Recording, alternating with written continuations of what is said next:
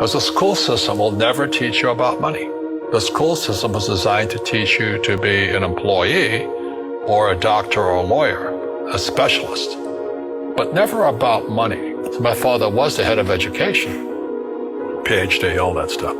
I go home and ask him, I said, why don't we learn about money in school? And he looked at me and says, because the government doesn't let us teach that subject. The government tells us what we can teach and what we can't teach. And I thought that was strange. And I said, but aren't we going to school to learn about money? He says, no, your job is to get a job.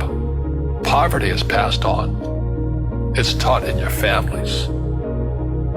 And middle class is taught in families. And so the people right now who are sitting at home, who are struggling financially or worried about money or unhappy, they may be making a lot of money, but unhappy with what they're doing, it was probably taught to you. You know, your superego was taught, get a job, work hard, or you'll never be rich, or the rich are evil, or whatever. If you're poor, you'll always be poor. Money will disappear that fast. Just like most pro athletes, they make millions of dollars, and but 65% are bankrupt 5 years later. It's because they come from poor families. Now you tell them that, they get very angry at you. It's the rich fault. As you guys ripped me off, and government ripped me off. But unfortunately, what Mr. Lipton was saying, it's passed down genetically. The moment I pay you, you think like an employee. Entrepreneurs work for free. You see, people say, well, why don't you give the poor money?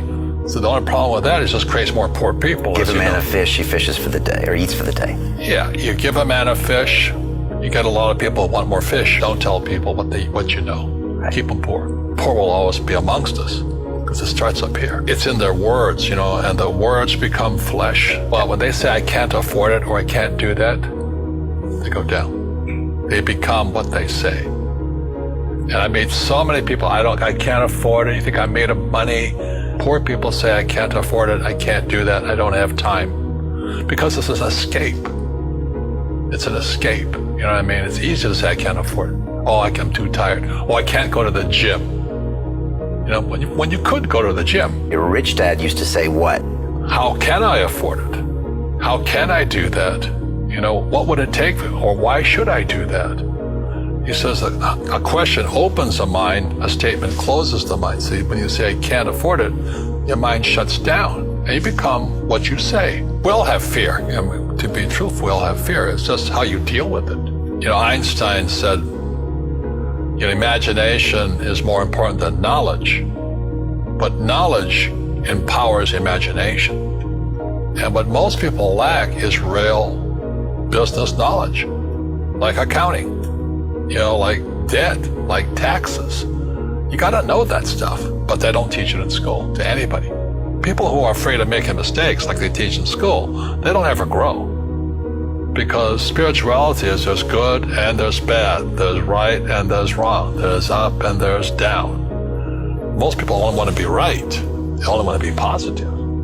Well, you can't have that. That's not reality. Every time I failed, it was like, good. I said, okay, what have I learned? And the average person, the reason they're poor is they haven't failed. They play it so safe. They haven't made any mistakes like they taught in school. That means they don't learn anything. That's why the school system's actually fundamentally corrupt. It's anti-education. And I think what most people do is they let their parents or their friends talk them out of life. So afraid of failing. But failing is how we succeed.